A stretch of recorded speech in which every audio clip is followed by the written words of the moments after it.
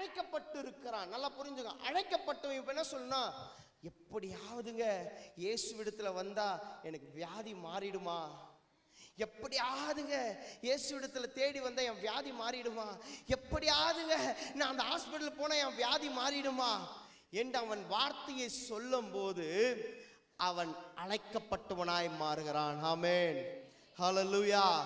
இந்த அழைப்பு எங்க வருது தெரியுங்களா? அவன் உள்ளான மனிதனுக்குள் ஏற்பட வேண்டும். அந்த உள்ளான மனிதனுக்குள் இருந்து அவன் சிறப்பட வேண்டும். அந்த உள்ளான மனிதன் இருந்து அவன் செயல்பட வேண்டும்.